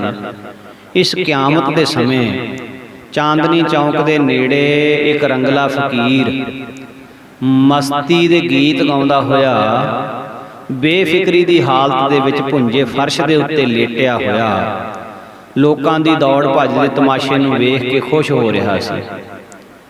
उसनूं किसी ने पुछया कि सारी दिल्ली विच कोहराम मचिया होया है, लहू नाल धरती लाल हो रही है, पर तू कैसा अजीब आदमी है, तेरे उपर इस कहर का रता जिन्ना भी कोई असर नहीं। तो उस मस्त मलंग ने दृढ़ता भरे लहजे विच मुस्कुराउंदियां कहा कि सच्ची मुच्ची मैनू तां मलंग पुणे का स्वाद ही अज आया है। किवें? कहंदे आ जिन्ने दौड़े भजे फिरदे ने इन्हां ने पदार्थ इकट्ठे कीते, इसे ही करके हुण इन्हां नूं डर सता रहा भी साडे पदार्थां नूं इन्हां ने लुट लेना है, साथों खो लेना है। कहंदे मेरे कोल कुछ भी नहीं, मैं कुछ भी नहीं इकट्ठा कीता, मैं खाली बैठा हाँ, इस करके मैनू लुट होण दा कोई फिक्र नहीं। मैनू नहीं पता दुख किस बला दा नाम है, मैं अपनी मौज दे विच बैठा हाँ, मेरे कोलों कोई की लुट के लै जाएगा। मरना तो फिर भी एक दिन है, अज मर जाएंगे तां की है। तो इस प्रकार इतों भाव की है भी जिन्ना असी संसार दे नाल अपनी पकड़ नूं मजबूत रखिया होया है, संसार नूं छड्डण वेले उन्नी तकलीफ वध होएगी। जिन्ना संसार दे विच रहिंदियां होइयां निर्लेप हो के बैठे हाँ, तां फिर संसार नूं छड्डण नाल रत्ती मात्र भी दुख नहीं होएगा, तकलीफ नहीं होएगी। संसार नूं छड्ड के जाना सौखा होएगा। इसे प्रकार जिहड़े लोग दुनिया के पदार्थां नूं पा के उन्हां दे विच खचत नहीं हुंदे, जिहड़े दुनिया के सुख आराम नूं ही अपना दारोमदार नहीं समझते, वो सदा खुश रहिंदे ने, उन्हां नूं कोई दुख नहीं हुंदा। उन्हां लई दुख भी ते सुख भी इक्को जिहा ही हुंदा है। उन्हां दी दृष्टि विच बादशाह भी ते कंगाल भी इक्को जिहा ही हुंदा है। तो इस प्रकार ये बहुत बड़ा महान उपदेश है जिहड़ा ये महापुरखां दे जीवनां तो ही प्राप्त हुंदा है। ये साध उपदेश नाम की कमाई करन तो हिरदे दे विच प्रगट हुंदा है। हुण साध संगत जी, जो समा चल रहा सी, जो 1959 ईस्वी महाराज धन गुरु ग्रंथ साहिब सच्चे पातशाह जियां दी बाणी का जो वेरवा, जो तरतीब सतगुरु गुरु अर्जन देव जी महाराज साहिब जियां ने बनाई सी, उस वेले एक ऐसी संस्था साडे समाज दे विच प्रगट होई, पैदा होई, जिन्हां नूं पंज खंडीए कहा जांदा सी। भसौड़ वाले बाबू तेजा सिंह वर्गे होर सारे उन्हां ने श्री गुरु ग्रंथ साहिब महाराज जियां दे स्वरूप दे विच तब्दीली करन दी विचार कीती। केवल विचार ही नहीं कीती, गुरु ग्रंथ साहिब महाराज दे स्वरूपां दे मंगल बदली करके नवे स्वरूप छाप दिते। श्री गुरु ग्रंथ साहिब महाराज दे विच बाणी दे छोटे वड्डे 566 मंगल हैं, जिन्हां दा वेरवा भी जे किसी ने जानना होवे, पढ़ना होवे तां महापुरखां दी जीवनी दे विचों ये वेरवा भी मिल जाता है। 566 मंगल हैं महापुरख जिहड़े श्री गुरु ग्रंथ साहिब महाराज दे विच, छोटे ते वड्डे। हुण उन्हां मंगलां नूं जो तरतीब गुरु साहिब ने बनाई सी, उहनूं तोड़ के ते अपनी मर्जी मुताबक जिथे चाहया उत्थे एक ओंकार सतगुर प्रसाद लिख दिता गया, जिथे चाहया उत्थे एक ओंकार सतगुर प्रसाद या एक ओंकार सतनाम करता पुरख गुर प्रसाद, एक ओंकार सतनाम गुर प्रसाद अपनी मर्जी नाल लिख दिता गया। जदों संत समाज नूं इस गल दा पता लग्या तां 11 तरीक ते सितंबर का महीना 1959 सन नूं संत ज्ञानी गुरबचन सिंह जी खालसा भिंडरां वाले महापुरख पंथक इकत्तरता सदी भिंडर कलां गुरुद्वारा अखंड प्रकाश उहदे विच सारे महापुरखां नूं सद्दिया गया। सारे महापुरखां दा वड्डा इकट्ठ होया संत समाज दा। उस इकट्ठ दे विच सारे महापुरखां ने ये दृढ़ता दे नाल फैसला लिया कि जो श्री गुरु ग्रंथ साहिब महाराज की तरतीब सतगुरु गुरु अर्जन देव जी महाराज बना गए ने, श्री गुरु गोबिंद सिंह साहिब महाराज बना गए ने, क्योंकि श्री गुरु ग्रंथ साहिब जी का स्वरूप ਇੱਕ ਵਾਰੀ ਨਹੀਂ, 2 ਵਾਰੀ ਲਿਖਿਆ ਗਿਆ ਹੈ, ਗੁਰੂ ਸਾਹਿਬਾਂ ਦੀ ਹਾਜ਼ਰੀ ਵਿੱਚ ਲਿਖਿਆ ਗਿਆ ਹੈ। ਪਹਿਲੀ ਵਾਰੀ ਸਰੂਪ ਲਿਖਿਆ ਗਿਆ, ਸ੍ਰੀ ਗੁਰੂ ਅਰਜਨ ਦੇਵ ਜੀ ਮਹਾਰਾਜ ਆਪ ਕੋਲ ਬੈਠ ਕੇ ਲਿਖਵਾ ਰਹੇ ਸੀ ਤੇ ਭਾਈ ਗੁਰਦਾਸ ਜੀ ਲਿਖਾਰੀ ਬਣ ਕੇ ਲਿਖ ਰਹੇ ਸੀ। ਦੂਜੀ ਵਾਰੀ ਸਰੂਪ ਲਿਖਿਆ ਗਿਆ ਸ੍ਰੀ ਦਮਦਮਾ ਸਾਹਿਬ ਦੀ ਧਰਤੀ ਤੇ ਭਾਈ ਮਨੀ ਸਿੰਘ ਜੀ, ਬਾਬਾ ਦੀਪ ਸਿੰਘ ਜੀ ਲਿਖਾਰੀ, ਔਰ ਇਸੇ ਪ੍ਰਕਾਰ ਸ੍ਰੀ ਗੁਰੂ ਗੋਬਿੰਦ ਸਿੰਘ ਸਾਹਿਬ ਮਹਾਰਾਜ ਕਲਗੀਆਂ ਵਾਲੇ ਪਾਤਸ਼ਾਹ ਆਪ ਬੈਠ ਕੇ ਲਿਖਵਾ ਰਹੇ ਸੀ। ਹੁਣ ਜਿਸ ਸਰੂਪ ਨੂੰ 2 ਵਾਰੀ ਆਪ ਸਤਿਗੁਰਾਂ ਨੇ ਕੋਲ ਬੈਠ ਕੇ ਲਿਖਵਾਇਆ ਹੋਵੇ, ਔਰ ਕਰਤਾਰਪੁਰ ਵਾਲੀ ਬੀੜ ਜੋ ਪਹਿਲੀ ਭਾਈ ਗੁਰਦਾਸ ਜੀ ਦੇ ਹੱਥੀਂ ਲਿਖੀ ਗਈ ਤੇ ਦਮਦਮਾ ਸਾਹਿਬ ਵਾਲੀ ਬੀੜ ਜਿਹੜੀ ਭਾਈ ਮਨੀ ਸਿੰਘ ਜੀ ਦੇ ਹੱਥੀਂ ਲਿਖੀ ਗਈ, ਉਹਨਾਂ ਦੋਨਾਂ ਸਰੂਪਾਂ ਦੇ ਵਿੱਚ ਕਿਸੇ ਜਗ੍ਹਾ ਮੰਗਲਾਂ ਦਾ ਕੋਈ ਭੇਦ ਨਹੀਂ, ਫਰਕ ਨਹੀਂ ਹੈ। ਜੋ ਸਰੂਪ ਕਰਤਾਰਪੁਰ ਵਾਲਾ ਪਹਿਲੀ ਵਾਰੀ ਲਿਖਿਆ ਗਿਆ, ਦੂਜੀ ਵਾਰ ਜਦੋਂ ਦਮਦਮਾ ਸਾਹਿਬ ਦੀ ਧਰਤੀ ਤੇ ਸਰੂਪ ਲਿਖਿਆ ਗਿਆ, ਬਿਲਕੁਲ ਇਨ ਬਿਨ ਉਸੇ ਤਰ੍ਹਾਂ ਉਹਦੇ ਵਿੱਚ ਮੰਗਲ ਹਨ, ਬਿਲਕੁਲ ਉਸੇ ਤਰ੍ਹਾਂ। ਤੇ ਜਦੋਂ ਗੁਰੂ ਸਾਹਿਬਾਂ ਨੇ ਕੋਈ ਫਰਕ ਨਹੀਂ ਪਾਇਆ ਤੇ ਕਿਸੇ ਸਿੱਖ ਨੂੰ ਕੀ ਅਧਿਕਾਰ ਹੈ, ਕਿਸੇ ਸਿੱਖ ਨੂੰ ਕੀ ਹੱਕ ਹੈ ਵੀ ਉਹ ਗੁਰੂ ਗ੍ਰੰਥ ਸਾਹਿਬ ਮਹਾਰਾਜ ਦੇ ਸਰੂਪ ਦੇ ਵਿੱਚ ਫਰਕ ਪਾ ਦੇਵੇ? ਇਹ ਤੇ ਨਰਕਾਂ ਨੂੰ ਜਾਣ ਵਾਲੀ ਗੱਲ ਹੈ। ਬਹੁਤ ਵਿਚਾਰਾਂ ਹੋਈਆਂ ਇਸ ਮੀਟਿੰਗ ਦੇ ਵਿੱਚ, ਇਸ ਸਭਾ ਦੇ ਵਿੱਚ। ਅਖੀਰ ਸਾਰੇ ਮਹਾਂਪੁਰਸ਼ਾਂ ਨੇ ਇੱਕ ਸਭਾ ਬਣਾਈ, ਜਿਸ ਸਭਾ ਦਾ ਇਹ ਮੁੱਖ ਕੰਮ ਸੀ ਬਈ ਗੁਰੂ ਸਾਹਿਬਾਂ ਦੇ ਪਵਿੱਤਰ ਸਰੂਪ ਉਸੇ ਤਰ੍ਹਾਂ ਇਨ ਬਿਨ ਕਾਇਮ ਰਹਿਣ। ਇਸ ਸਭਾ ਦਾ, ਇਸ ਸਮਾਜ ਦਾ ਜੋ ਸਾਰਿਆਂ ਦੀ ਸਰਬਸੰਮਤੀ ਦੇ ਨਾਲ ਪ੍ਰਧਾਨ ਬਣਾਇਆ ਗਿਆ, ਸ਼੍ਰੀਮਾਨ ਸੰਤ ਬਾਬਾ ਈਸ਼ਰ ਸਿੰਘ ਜੀ ਮਹਾਰਾਜ ਰਾੜਾ ਸਾਹਿਬ ਵਾਲਿਆਂ। ਫਿਰ ਹੋਰ ਥਾਵਾਂ ਤੇ ਵੀ ਕਈ ਵਾਰ ਮੀਟਿੰਗਾਂ ਹੋਈਆਂ। 2-3 ਵਾਰ ਸੰਤ ਜੀ ਮਹਾਰਾਜ ਦੇ ਪਾਸ ਸ਼੍ਰੋਮਣੀ ਅਕਾਲੀ ਦਲ ਤੇ ਸ਼੍ਰੋਮਣੀ ਕਮੇਟੀ ਦੇ ਸੱਜਣਾਂ ਨੇ ਆ ਕੇ ਮੀਟਿੰਗਾਂ ਕੀਤੀਆਂ। ਸਮੂਹ ਮਹਾਂਪੁਰਸ਼ਾਂ ਦੀ ਇਕੱਤਰਤਾ ਹੁੰਦੀ ਰਹੀ, ਸਭ ਨੇ ਆਪੋ ਆਪਣੇ ਖਿਆਲ ਪੇਸ਼ ਕੀਤੇ। 8 ਤੋਂ 10 ਸਾਲ ਦਾ ਸਮਾਂ ਲਗਾਤਾਰ ਇਹ ਜੱਦੋ ਜਹਿਦ ਹੁੰਦੀ ਰਹੀ, ਔਰ ਅਖੀਰ ਨੂੰ ਮੰਨਣਾ ਪੈ ਗਿਆ ਸੰਤ ਫਤਿਹ ਸਿੰਘ ਹੋਣਾ ਨੂੰ, ਅਕਾਲੀ ਲੀਡਰਾਂ ਨੂੰ ਔਰ ਪੰਜਖੰਡੀਆਂ ਨੂੰ ਵਚਨ ਮੰਨਣਾ ਪੈ ਗਿਆ ਵੀ ਜੋ ਪਾਵਨ ਸਰੂਪ ਗੁਰੂ ਸਾਹਿਬਾਂ ਨੇ ਜਿਵੇਂ ਲਿਖਿਆ ਸੀ, ਕੋਈ ਅਦਲਾ ਬਦਲੀ ਨਹੀਂ ਹੋਏਗੀ, ਉਹਨੂੰ ਸਾਰੀ ਨੂੰ ਉਸੇ ਤਰ੍ਹਾਂ ਪਹਿਲਾਂ ਵਾਂਗੂ ਛਾਪਿਆ ਜਾਏਗਾ। ਇਹ ਸਫਲਤਾ ਦਾ ਸਿਹਰਾ ਸਮੂਹ ਸੰਤ ਸਮਾਜ ਤੇ ਖਾਸ ਕਰਕੇ ਸੰਤ ਜੀ ਮਹਾਰਾਜ ਰਾੜਾ ਸਾਹਿਬ ਵਾਲਿਆਂ ਤੇ ਆਇਆ ਕਿ ਮਹਾਂਪੁਰਖਾਂ ਨੇ ਸਾਰਿਆਂ ਨੇ ਮੋਹਰੇ ਲੱਗ ਕੇ ਇੰਨੀ ਮਿਹਨਤ ਕਰਕੇ ਇਹਨਾਂ ਜੋ ਗੁਰੂ ਘਰ ਦੇ ਵਿਰੋਧੀ ਔਰ ਅਸਲ ਦੇ ਵਿੱਚ ਸਿੱਖੀ ਦੀਆਂ ਜੜ੍ਹਾਂ ਵੱਢਣ ਵਾਲੇ ਇਹ ਲੋਕ, ਇਹਨਾਂ ਦੀ ਚੱਲਣ ਨਹੀਂ ਦਿੱਤੀ ਬਈ ਮਹਾਂਪੁਰਖਾਂ ਨੇ ਇਕੱਤਰ ਹੋ ਕੇ ਇਹ ਮੋਰਚਾ ਫਤਿਹ ਕੀਤਾ ਹੈ।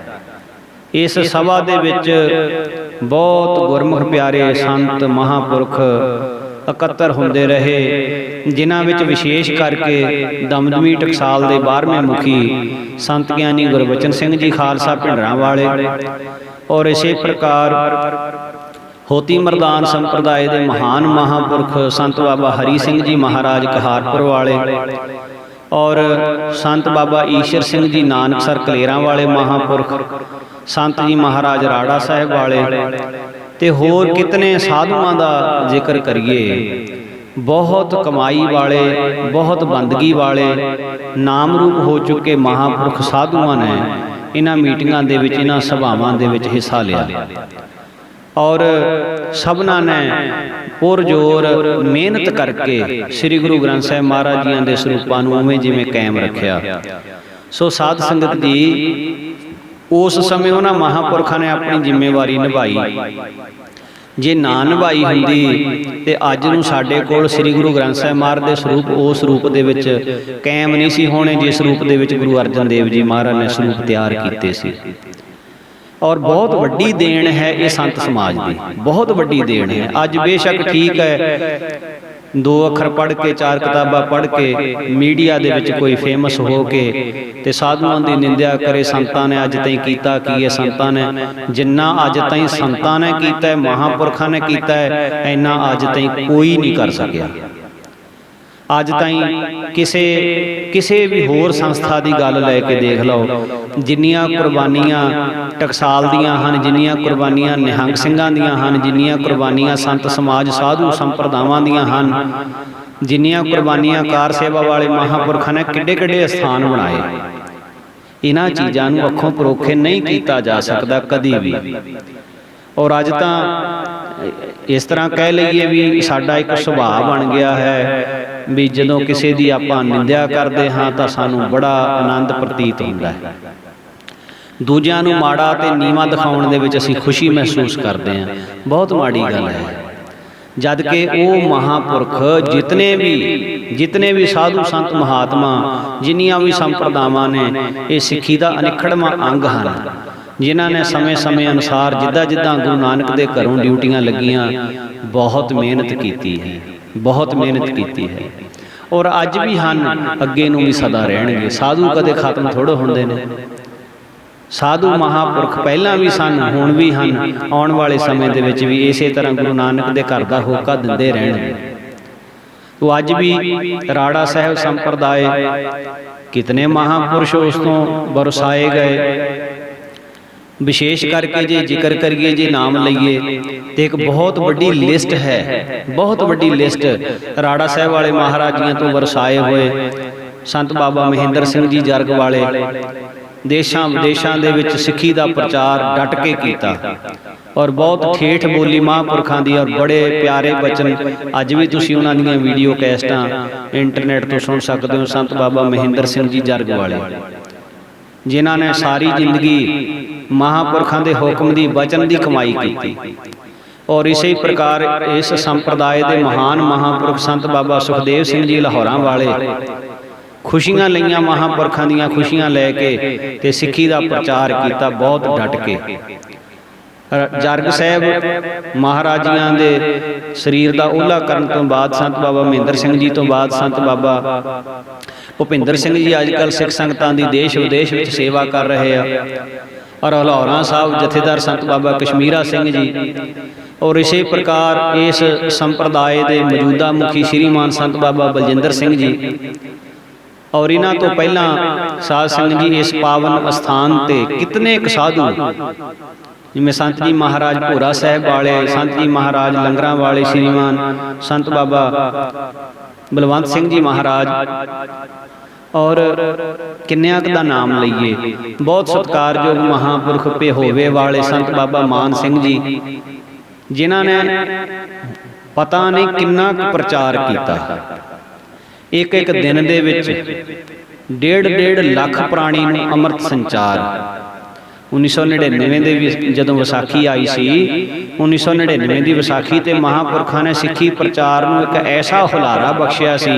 संत बाबा मान सिंह जी पिहोवे वालियां ने एक दिन दे विच 1,48,000 के करीब संगतां ने अमृत छकिया सी। पंजाब ते पंजाब तो बाहर दीयां स्टेटां विच 13 जगह अमृत संचार इक्को ही दिन होया सी। सो ये महापुरुषां दीयां कुर्बानियां हन, महापुरखां दी देन है। और टकसाल की गल कर लीए, टकसाल दीयां कुर्बानियां संत महाराज संत ज्ञानी गुरबचन सिंह जी खालसा भिंडरां वाले जिन्ने रागी पाठी कथावाचक महापुरखां ने बनाए, चलती फिरती यूनीवर्सिटी है सिख कौम की दमदमी टकसाल। अज जेड़ा केड़ा जिन मूल मंत्र भी शुद्ध नहीं पढ़ना आउंदा वो टकसाल दे नाल मत्था ला लैंदा है। वो कहंदे इन्हां नूं पता की है, पर उन्हां दीयां कुर्बानियां उन्हां दी देन सिख पंथ नूं कार सेवा वाले महापुरखां तो बल बल जाइए। ऐसे साधु किड्डे किड्डे स्थान बनाए उन्होंने, कैसियां कैसियां जगह प्रगट कीतियां उन्होंने। निहंग सिंह जथेबंदियां गुरु की लाडलियां फौजां जो पुरातन विरसा साडा चलिया आउंदा गुरु साहिबां दे वेले तो उन्होंने जे सामभ के रखिया। निहंग सिंह जथेबंदियां ने रखिया, बुढ़ा दल, तरना दल, दल बाबा विधि चंद साहब जी बलिहार जाइए। सो इसी प्रकार होती मरदान संप्रदाय कितने साधु संत महात्मा एक दू एक चढ़ंदियां, एक दू एक चढ़दी कला वाले, उदासी निर्मले साधु बलिहार जाइए। इन्हां महापुरखां दी देण सिख कौम असी कदे कदे भी नहीं असी दे सकते जो इन्हां ने सिख कौम लई कीता है, जो इन्होंने बख्शिशां कीतियां ने, मेहनतां कीतियां ने। अज भी उन्होंने अस्थानां ते चाहे तुसीं हरखोवाल साहिब चले जाओ, राड़ा साहिब चले जाओ, नानकसर साहिब चले जाओ, इसी प्रकार मस्तुआणा साहिब चले जाओ, जिन्ने भी साधु संत महात्मा जो उन्होंने अस्थानां ते श्री गुरु ग्रंथ साहिब महाराज जी का सत्कार है होर किते देखण विच नहीं लभदा। जे किसी नगर के गुरु घर दे विच भी श्री गुरु ग्रंथ साहिब महाराज जी का सत्कार हो रहा, उहदे पिछे भी महापुरखां दे संगी होणगे, तां ही उस स्थान दे उत्ते गुरु ग्रंथ साहिब जी महाराज का रज के सत्कार हुंदा है। जेड़े गुरु ग्रंथ साहिब जी नूं हाज़र नाज़र प्रतख सतगुरु जान के सेवा करते ते कराउंदे हैं। तो इस प्रकार संत समाज की, साधु संतां महापुरखां दी देण नूं अखों परोखे नहीं कीता जा सकता। सारे साधु संतां महापुरखां दे चरनां ते कोट कोट मेरी नमस्कार है। आओ इस तो अगली विचार आउण वाले भाग दे विच करांगे। होइयां भुलां दी मुआफ़ी बख्शणी जी। वाहिगुरू जी का खालसा, वाहिगुरू जी की फतेह।